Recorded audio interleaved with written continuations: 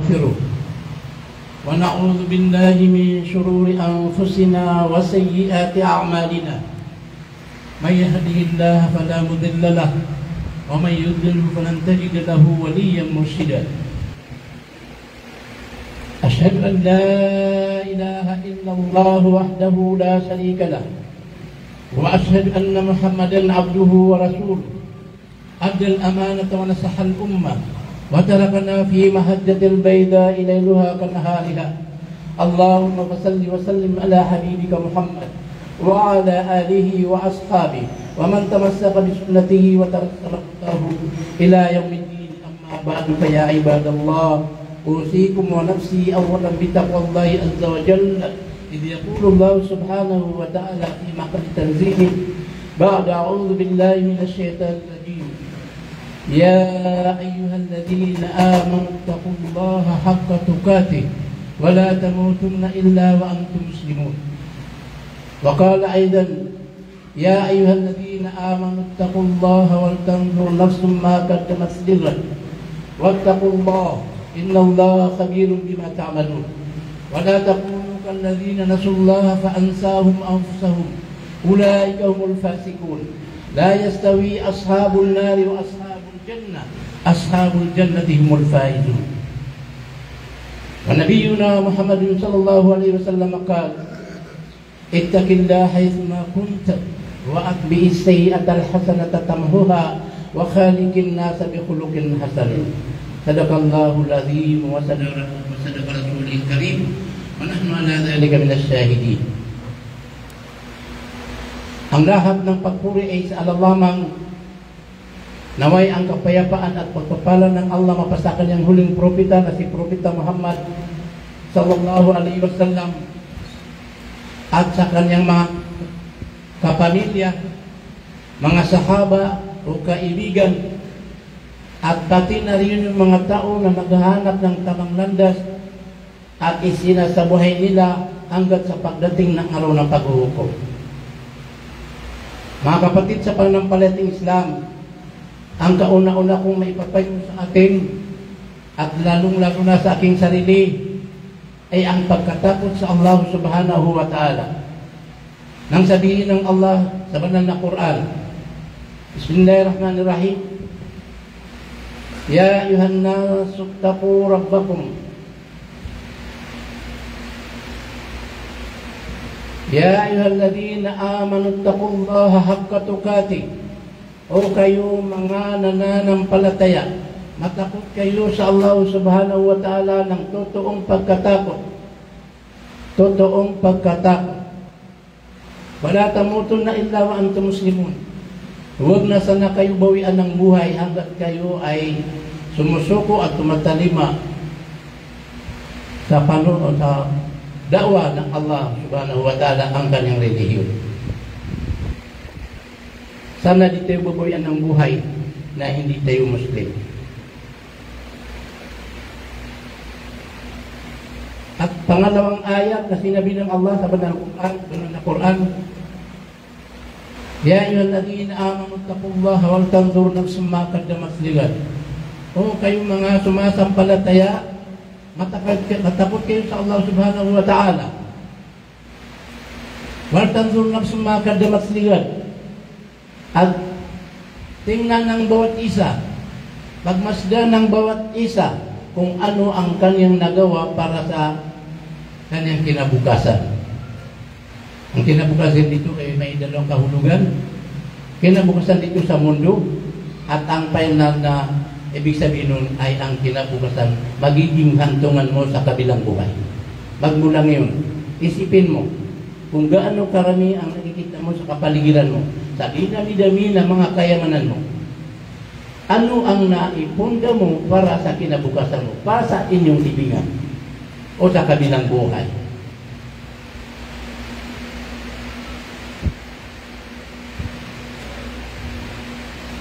Waltanzur nafsum ma qaddamat ligad wattaqullah. At matakot kayo sana, inulit ng Allah ang pagkasabi na matakot kayo sa Allah.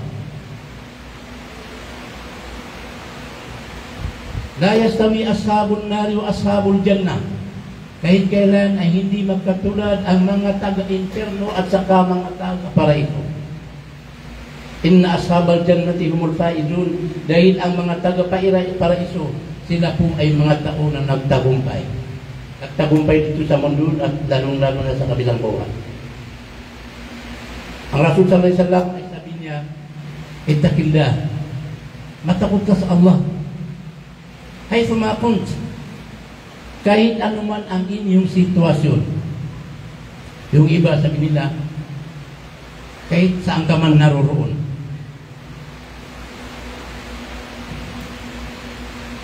Kahit saan ka man naroroon, kung ano ang inyong sitwasyon. Sa kagipitan ka, sa kaluwagan ka, masaya ka, nagluluksa ka, pobre ka, mayaman ka, may sakit ka, kondisyon ka, kahit anong ang inyong sitwasyon, matakot ka sa Allah. Huwag mo gawin dahilan ang sitwasyon mo para di mo magawa ang pagkatakot sa Allah. Sabi ng mga maranaw, mata mga sa parati, di ka punakan, na di nga gulubog di nga pakasukat ka. Di dahilan na ang sitwasyon mo, kahit pulubi ka, o ano ka, nasasabihin mo na di mo maisasagawa ang pagkatakot sa Allah subhanahu wa ta'ala. Mga kapatid sa pananampalatayang Islam, ang gusto kong talakin sa inyo sa itong maiksing oras ay isang hadis ng Rasul sallallahu alaihi wasallam na kinuwento ni Abi Hurairah. An Abi Hurairah radhiyallahu anhu qala, sami'tu Rasulullah sallallahu alaihi wasallam yaqul, kinuwento ni Abi Hurairah na narinig ko sabi niya, ang propeta na nagsasabi, ano ang kanyang sinasabi? Ya'ti alang nasi zamanun, himmatuhum butunuhum, wa syarafuhum mata'uhum, wa qiblatuhum nisa'uhum, wa dinuhum dananiruhum wa darahimuhum, ulaika hum sararul khalq, la khalaqa lahum indallah. O kama qala alaihi salatu wassalam, muttafaqun alaih. Ya'ti alang nasi zamanun, sinabi, kinuwento ni Rasul, ang Rasul sallallahu alaihi wasallam, na sinabi niya na parating sa sangkatauhan o darating sa sangkatauhan ang isang panahon, darating ang panahon sa sangkatauhan na ang sangkatauhan ay wala silang problema, wala silang iniisip, walang binibigyan ng importansya, kundi pa paano mapupuno ang kanilang mga tiyan. Himatong butuno. Ayaw buwa problema iran, nagya ka puno tiyan iran. Sinabi ni sinabi ng Rasulullah, noong baglampas na 1,400 years, 500 years ang nakaraan, 1,500 years ang nakaraan na kinuwento ni Rasul sallallahu alaihi wasallam na parating daw sa atin tayong sangkatauhan ang panahon ng ang pinaka-importante sa atin ipapaano mapupuno ang ating mga bituka. Pangalawa, ang sabi ng Rasul sallallahu alaihi wasallam, wa syarafuhum mata'uhum, ang kikilalanin nila, igagalang nila ay yung mga tao na mapag-enjoy, yung may mga sinasabi sa lipunan, wala silang pakialam kung may pananampalataya o wala, importante sikat na tao, yan ang binibigyan ng importansya. Pangatlo, qiblatuhum nisa'uhum. Ito ang mahirap, baka hindi natin maintindihan. Qiblatuhum nisa'uhum, ikatlong bagay na darating sa sangkatauhan ay ang gagawin nilang kibla na yung mga kababaihan sa kanila. Lalaki natin ng konti mamaya para maitindi natin. Paano ginagawa ng isang lalaki ang kanyang asawa na yan ang kiblat niya? Hindi magsisinungaling ang Rasulullah sallallahu alaihi wasallam. Siya ang nagsabi, ang lalaki ay gagawin niyang kibla ang kanyang asawa. Pang-apat, dinuhum dananiruhum wadarahimuhum. Ang gagawin nilang relihiyon, pamamaraan ng kanilang pamumuhay, ang din nila, din ay hindi dinul Islam, kundi ang kanilang mga darahim, mga dinar at mga dirham. Ang gagawin nilang relihiyon ay ang kanilang dirham at sa kanilang mga dinar. Ang nagbibigay ng babal ang Rasul sallallahu alaihi wasallam kung sino man ang matagpuan sa kanya itong apat, manimbre sa apat na ito. Ang sabi ng Rasulullah sallallahu alaihi wasallam, la khalaqa lahum indallah. Wala silang pakinabang sa harapan ng Allah subhanahu wa ta'ala. Wala silang mapapala kung ano ang ginawa nila sa mundo na ito. Pag mamimbro ka sa apat na ito, wala kang pakialam sa nagawa sa mundo na ito dahil ang sabi ng Rasulullah sallallahu alaihi wasallam, la khalaqa lahum indallah. Daaban yuki pantag si ipo kapag madang sa hadapan ko Allah. Biyalang sukadiga, sayang lang yung hajj mo, umrah mo, sadaka mo, lahat ng pagbago sa mundo na ito. Kaya pinaka-iingatan ng isang Muslim na baka manibro sa apat ito. Dahil pag manibro ka dito, kawawa ka pagaliko. Kawawa ka kapatid. Wala ka ng pakinabang sa lahat ng pinagpaguran mo sa mundo na ito. Muttafaqun alayh, ang nagpinto ay si Bukhari at Muslim. Pag marinig muttafaqun alayh, ibig sabihin si Bukhari ang si Muslim ang pinanggalingan ng hadis na ito. Apat, nadarating sa sangkatauhan, sinabi ng Rasulullah sallallahu alaihi wasallam, nung mahigit 1,000 taon, ano kaya sa palagay niyo? Andito na ngayon? O hantay pa natin dumating yung mga pangyayari na yan? Una sabi ng Rasulullah sallallahu alaihi wasallam, himmatuhum butunuhum. Ang pinaka-importante sa buwat tao ay paano mapupuno ang kanyang tiyan.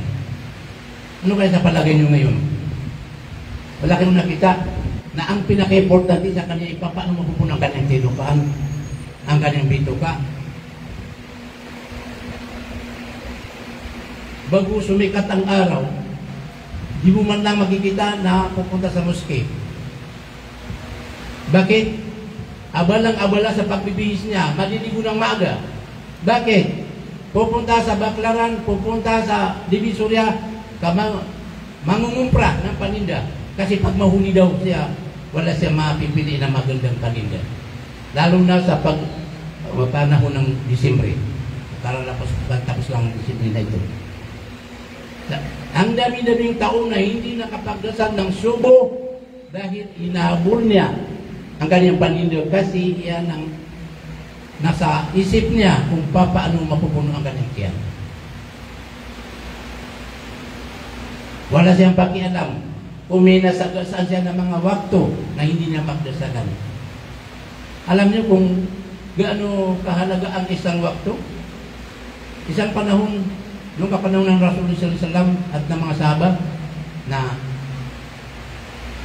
inutusan sila ng Rasulullah sallallahu alaihi wasallam na magtinda. Pagkatapos sa kanilang salita, nang dumating na sila, tinanong sila ng Rasulullah sallallahu alaihi wasallam, "Oh, kumusta ang paninda nyo? Tumubo na ba kayo?" Ang yung iba, tuwang-tuwa sila dahil sabi nila, ang laki ng tinubo namin. Nang marinig ng Rasulullah sallallahu alaihi wasallam, napakalaki ang kanilang tinubo, tinanong ng Rasulullah sallallahu alaihi wasallam, ilan ang mga waktu na nakaligtaan niyo dahil sa inyong pagtitinda? May nakasabi, sabi na, may isang asr na kami nakapagdasal dahil sa dami-dami ng customer namin na hindi namin maibagay. Anong sabi ng Rasul sallallahu alaihi wasallam? Ang sabi niya, wala kayong kasing tulad na nalugi ngayon sa panahon na ito. Isang waktu lamang. Dahil pag ang isang tao na iwanan niya ang isang wakto na sinadya niya ay mas mabuti sa kanya na pinaitin niya ang buong pamilya niya. Yan ang sabi ng Rasul sallallahu alaihi wasallam. Mas mabuti pa na sa maranong na pulang-pulang ang kaso pamilya ka, naasan ka di ka makabugat sa satimang awa. Nasangtang tayo ay babaliwalain natin kay ilang waktu na iwan natin.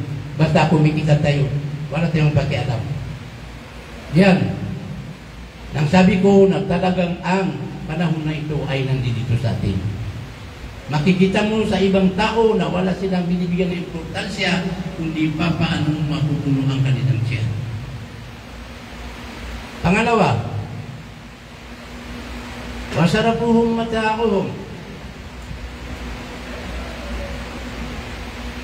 Ang binibigyan na importansya yung mga tao na mga sikat. Mapag-enjoy. Di na pinapansin ang kanilang kapwang Muslim na kalibil nila. O mas mababa ang kanilang level sa kanila. Pag tayo ay mag-imbita, tingnan ka sa anak mo, hindi mo iimbitahin ang mga kapitbahay mo, mga kamag-anak mo na walang barong, walang Amerikana o kaya walang sapatos kasi buwal sa hotel na nakapaa. Hahanapin muna yung mga gobernador, mga milyonaryo, mga kabisilya, mga kaibigan mo na mga sikat sa mundo. Ikahihiyan mo ang pinsan mo na lumang-luma na ang kanyang pantalon o kanyang t-shirt. Na inaasahan natin na tayo ay nagkakanduri, nagsasadaka, natatanggapin ng Allah na napakalaking gantimpala kasi thousand, puluhan libo at tinggas tunga sa hotel. Sabi yan, amay, kaya mo pag-imbitar na ka, na so, anto na iba, nami pangangari ka, na so di nga may pangangari na di nga pag-imbitar. Kagyung mo tapinsan mo, nakagimaratiin ditar, na tinatanong sa iyo, o kapatid, di ba kamag-anak mo yan? O sabi na, oo, kamag-anak ko, malayo kamag-anak. Na yun, napinsan mo yun. Dahil hindi siya sikat.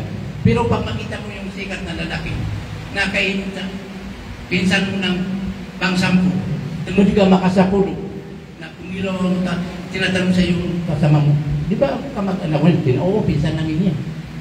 Kasi sikat siya. Yan ang sinabi ng Rasul sa Islam na parating sa atin. Kayo ang bahala maghusga kung dumating na ba yan o wala pa. Kung sino ang membro dyan. Pag-imbitar ka na, pagkanduri ka, na ang imbitahin mo na yung mga tao na gusto ng Allah, mahal ng Allah at mahal ng propeta. Mahal nila si Allah, mahal nila ang propeta Muhammad sallallahu alaihi wasallam. Dahil yan ang kapamilya ng Allah. Sabi ng Allah subhanahu wa ta'ala sa hadis kursi, fuqara o iyali, ang mga pulubi ay yan ang mga kapamilya ko. Sabi ng Allah. Kung mag-iimbita ka dito sa mundo, na di ka proud na aimbitahin mo ang mga pamilya ng presidente o kaya mga pamilya ng gobernador, o proud ka na ang imbitahin mo na yung hindi ka ano-ano ng mga king, mga may sinasabi sa lipunan. At naka-problema dito sa ayaw niyo sa gusto niyo na ang sabi ng Rasul sallallahu alaihi wasallam na ang pinakamasamang sadaka o walima, kanduri, na yung ang inimbita, ang mga iniimbita doon lamang ay mga may sinasabi, mga sikat na pinakamarata kung ito ka kanduri, agi mo taayay po pag-imbita ka na sa mga sikat. Kung ba kung pag-imbita, dahil ikaw bunso kanya karata-rata kung ito ka. Ang pinakamagandang sadaka o kanduri ay sabi ng Rasul sallallahu alaihi wasallam, idkhalut ta'amu fi fammil masakin. Ang pinakamainam, pinakamahalaga, pinakamalaking gantimpala na ibibigay mo na sadaka na yung pagkain na maipapasok mo sa labi ng mga miskin. So pangunang at isunod ka umari miskin nagito pinakamada iarga asadka. Isang na hadis na so, ang pinakamahalagang sadaka ay pagkain. Kaya nung pumunta na dumating si Rasul sallallahu alaihi wasallam sa Madinah, sabi niya, "It'amut ta'am." Magtigil kayo, mag-alo kayo ng mga pagkain. Ayan ang pinakamalaking ganding pala, yung pagbigay ng pagkain. Yun, sinabi ng Rasul sallallahu alaihi wasallam, ang pinakamainam na sadaka yung para sa mga miskin sa madaling salita. Kaya tayo ay kailangan na pag mag-iimbita ka, naisipin mo ang mga pamilya ng Allah.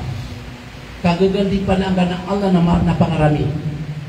Kaya dito sa mundi, kung ang gobernador na nakita kayo, na masasabi mo sa kanya, o nakareport sa kanya ang mga kapamilya, o gobernador, si Mr. Swanson na inibita kami sa kanyang kanduri o sadaka, pagtitipon. Na matuto ang gobernador. Pag makita ka niya, sabi niya, "Oh kapatid, inibita mo pala yung mga pamangkin ko, mga pamilya ko." Matutuwa sa iyo. Na ano kaya ang aula?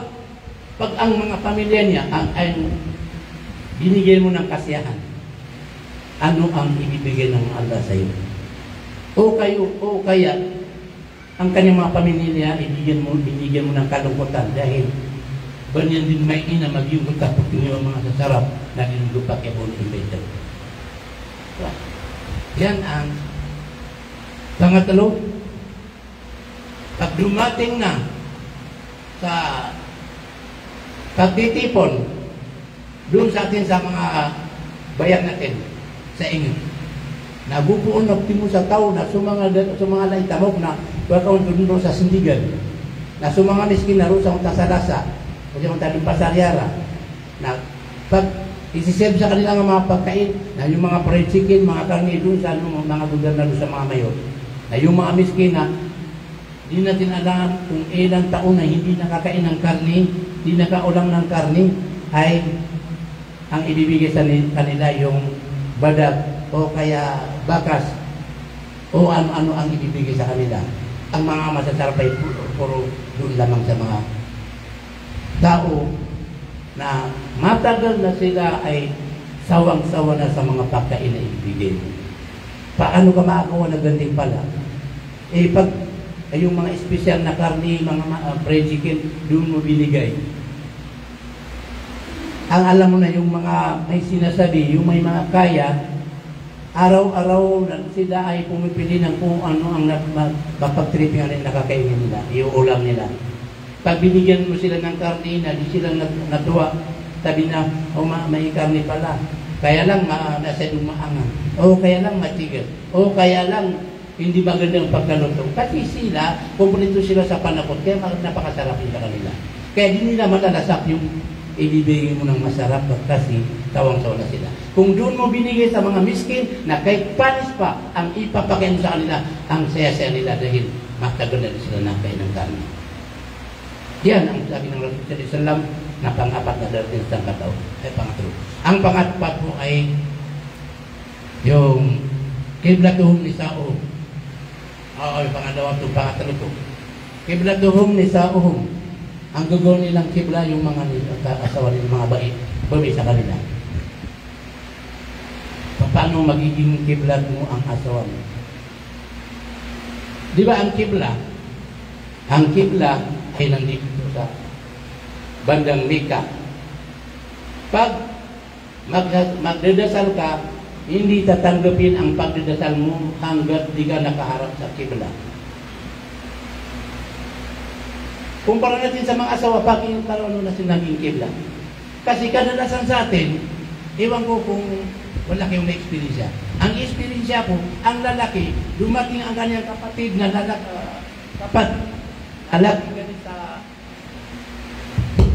galing sa ingat, galing sa Mindanao. Sabi niya, kapatid, dumating na kami dito kasi yung pamangkin mo mag-aasawa. Tingi ako sana ng tulog. Anong sasabihin niya? Kausapin mo ang ipag mo. Ba't siya ang kapatid niya? na doon pa ipapasa sa kanyang asawa na yun niya kaano-ano. Kasi pag di pumayag si asawa, nalagot siya. Takot sa asawa. Ibig sabihin na, hindi makakapagbigay hanggat di dumasa ka ng asawa. Yung kibla, yuyukuan natin, sinusudyodan natin, doon tayo nagpapatira pa. Pag ang lalaki ay under the saya, ibig sabihin, doon siya yumuyuko sa kanyang asawa. Wala siya magawa pag hindi gusto ng kanyang asawa. Kaya sinabi ng Rasul sallallahu alaihi wasallam, ginamit ng Rasul sallallahu alaihi wasallam, ang kiblatuhum nisaum, ang kanilang kibla ay ang kanilang mga kababaihan. Ay hindi lang doon. Napakarami sa atin. Ang nagiging commander natin ay ang ating mga asawang babae. Na kailanman ay hindi niya nagustuhan ng Islam. Alam niyo ang sabi ng sa Islam, ar-rijalu qawwamuna 'ala an-nisa. Ang mga kalalakihan sila ang magmamanage sa mga kababaihan. Na ngayon na ang manager natin mga kababaihan sa atin. Wala tayong magawa pag di gusto ni Mrs. Kailangan i-referin natin yan kapag manimbro ka sa mga tao na ginawa niyang kibla ang kanyang asawa, wala ka ng pakinabang sa lahat na ginagawa mo ng mga ama dito sa mundo. At pang-apat, ang kiblatuhum dinum dananiruhum wa darahimuhum. Ang kanilang relihiyon ay ang kanilang mga dinar, dirham at mga dinar. Ang binanggit ng Rasul sallallahu alaihi wasallam ay dinar at sa dirham. Dahil kung sinabi ng Rasul sallallahu alaihi wasallam, ang gusto ng relihiyon ay mga piso nila o kaya mga dolar nila, na hindi maintindihan ng mga sahabat. Kasi walang piso noon, walang dolar doon. Noon. Kaya ang sabi ng Rasulullah sallallahu alaihi wasallam ay dinar at saka dirham. Kasi alam ng Rasul sallallahu alaihi wasallam ang parating mahuling mga umma ay alam nila ang dirham at saka dinar. Pera yun. Katubas ng piso at saka dolyar. Ang kanilang mga peso, dolyar, ginto, yun ang kanilang ginagawang relihiyon. Paano naman magkatugma ang relihiyon kaysa pag-ipon ng pera at saka mga salapi? Di ba? Ang pera ay ang relihiyon na yan ang taga-control sa atin. Kaya tayo nagmumuslim, kaya tayo sumasampalataya para makontrol ang buhay natin sa mundo. Hanggat wala ka ng pananampalataya, walang kontrol ng buhay mo. Kung ano ang gusto mo, gagawin mo. Gagawa ka ng kapalastangan, wala ka ng kontrol. Pag nanakaw ka, wala ka ng kontrol. Magsasabi ka ng masasama, wala ka ng kontrol. Magte-terrorist ka, wala ka ng kontrol. Kasi wala kang religion, wala kang din. Pag may relihiyon ka, kahit anong isipin mo na taliwas, labag sa kautusan ng Allah, ay makukontrol ka ng iyong day, yung agama. Paano sa piso? Maging ang din mo ng piso. Ang din ay nag-uutos sa iyo sa buong magdamag ng 5 bisis. Isang araw, 5 bisis ka uutosan ng din mo, agama mo, religion mo. Ano yung utos niya? Pagdating ng subo, pagbugang liwayway, bago sumikat ang araw, sabi niya, oh Muslim, gumising ka. Mag-ablusyon ka, pumunta ka sa mosque, mag-ables ka. Kahit gaano kalamig, kahit gaano ka tinatamad, kahit gaano ka napapagod, kahit hindi ka nakatulog, dahil sa order ng din, yung relihiyon ay pupunta ka sa mosque. Pangalawa, Zuhur, sabi ng relihiyon mo, iwanan mo ang trabaho mo, mag-ablusyon ka, magdasal ka. Hanggang asar, magari, hanggang sa isa, sabi ng relihiyon mo, huwag ka na matulog hanggat di ka makapagdasal ng isya riyal. Yan ang ginagawa ng din. Ngayon, ano ang ginawa ng pera mo?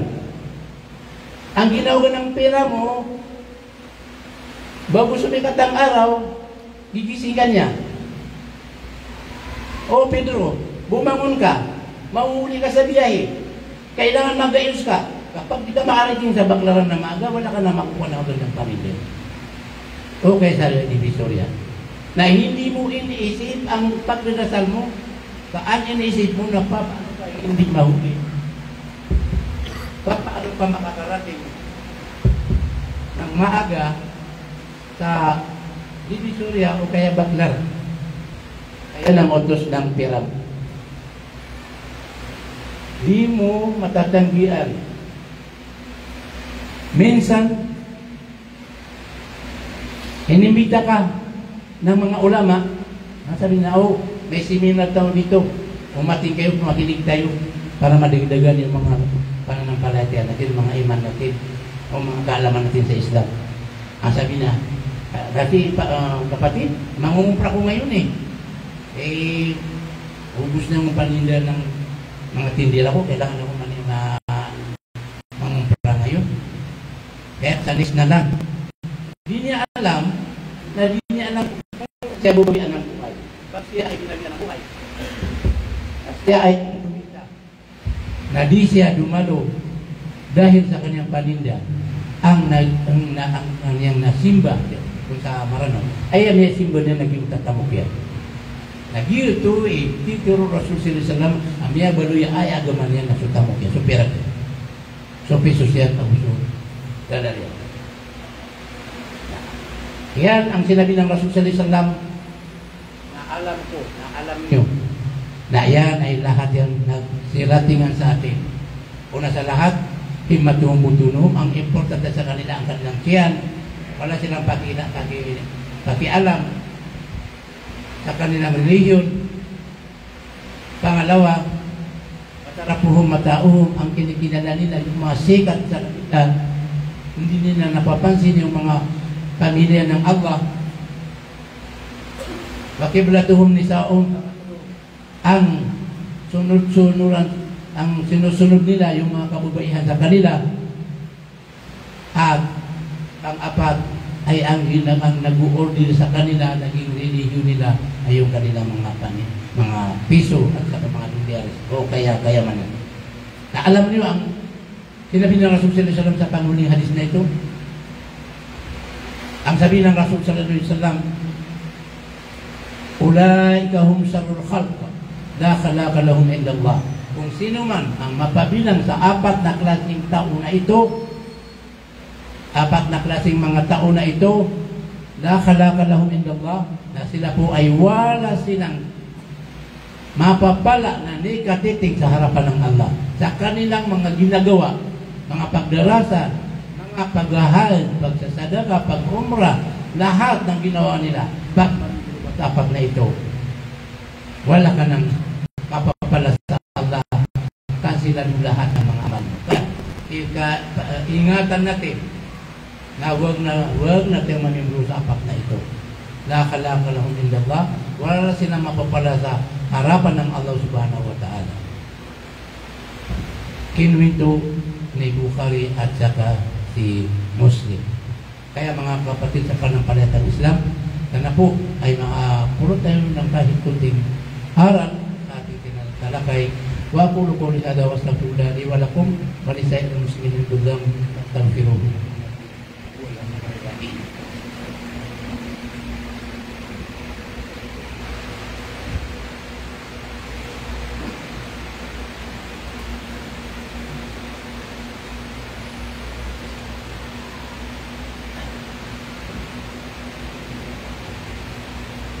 Bismillah.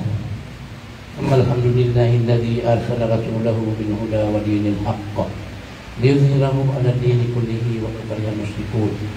Asyhadu an la ilaha illallah wahdahu la syarika lahu wa asyhadu anna Muhammadan abduhu wa rasuluh. Allahumma shalli wa sallim ala habibika Muhammad wa ala alihi wa ashabihi ajma'in, amma ba'd. Ibadallah, inna Allah tabaraka wa ta'ala qala fi muhkam tanzili ba'da a'udzu billahi minasyaitonir rajim fa amma man utiya kitabahu bi yaminihi fayaqulu ya laitani fayaqulu ha umqra'u kitabiya inni dhanantu anni mulakin hisabiya fa huwa fi 'ishatin radiyah fi jannatin 'aliyah qutufuha daniyah Kulu wasrabu hani'an bima aslaftum fil ayyamil khaliyah. Wa amma man utiya kitabahu bisimalihi fayaqulu ya laitani lam uta kitabiya wa lam adri ma hisabiya ya laitaha kanatil qadiyah ma aghna anni maliya falaka anni sultaniya khudhuhu faghulluhu thumma al-jahima salluhu thumma fi silsilatin dhar'uha sab'una dira'an fasluquhu innahu kana la yu'minu billahi al-'azim wa la yahuddu ala ta'amil miskin falaysa lahu al-yawma hahuna hamimun wa la ta'amun illa min miskin la ya'kuluhu illa al-khatilun. Kaya tayo nagsusumikap na makagawa na maraming kabutihan sa mundo na ito. Dahil hindi sa kalam natin na lahat ng ating mga ginagawa ay titimbangin sa kabilang buhay. Kung mas matimbang yung mga gawain mga mabubuti, ay pinagpapalaka ng Allah o mapupunta ka sa pareso. Kung mas matimbang yung mga kasamaan mo, bagsak ka sa impyerno. Pag matimbang na yun, na kung sino man ang mas matimbang yung mabubuti, makukuha nila ang kanilang talaan, yung talaan, listahan ng kanilang mga gawain sa pamamaraan ng kanilang kanang kamay. Kung sino man ang mas matimbang yung kanilang gawain, makukuha nila ang kanilang talaan na sa pamamaraan ng kaliwang kamay, at hindi lang sa kaliwang kamay kundi doon sa likod niya na yung kanyang kaliwang kamay ay ipapasugli sa kanyang dibdib hanggang sa maabot niya yung talaan dito sa likod. Hindi niya makuha dito sa banda rito kundi ang kaliwang kamay ay ipapasok niya sa loob niya, dibdib niya. Isipin niyo kung gano'ng kasakit. Ikaw mismo ang bubutas sa dibdib mo para makuha mo yung talaan. Sa Suratul Haqqa, sinabi niya, "Ka'amman utiya kitabahu biyaminihi." Kung sino man ang maibigay sa kanya ang kanyang talaan sa kanyang kamay, kaya kuluha umukra'u kitabiya. Ang sabi niya, "Oh, kayo, tingnan niyo, basahin niyo ang aking talaan. Inni danantu anni mulakin hisabiya." At naisip ko na talagang matatagpuan ko ang aking talaan. Fahuwa fi isyatir radiyah. At siya po ay nasa napakagandang sitwasyon, matiwasay na pamumuhay, masaganang pamumuhay, masayang-masaya na pamumuhay. Fi jannatin aliyah, doon sa napakataas na paraiso ng Allah. Kutubuha niya, at ang paraiso ng Allah yan ay napakalapit sa kanya ang lahat ng mga prutas. Napakalapit sa kanya kung gaano kalapit sa tao na isang nakahiga o nakaupo o nakatayo, pari-parehas ng lapit sa kanila ang mga bunga doon sa paraiso ng Allah. Hindi kailangan mo, kung nakahiga ka, hindi mo kailangan tumayo. Basta buksan yung padan mo, andun na yung naisip mo na gusto mong kunin. Pidiyan natin alya. Kutong kuha din niya. Ulu wasrabu hani'an bima aslaftum fil ayyamil khaliyah. Ang sasabihin sa kanila, ulu wasrabu, kumain kayo, magkikain kayo at magsiinom kayo. Dahil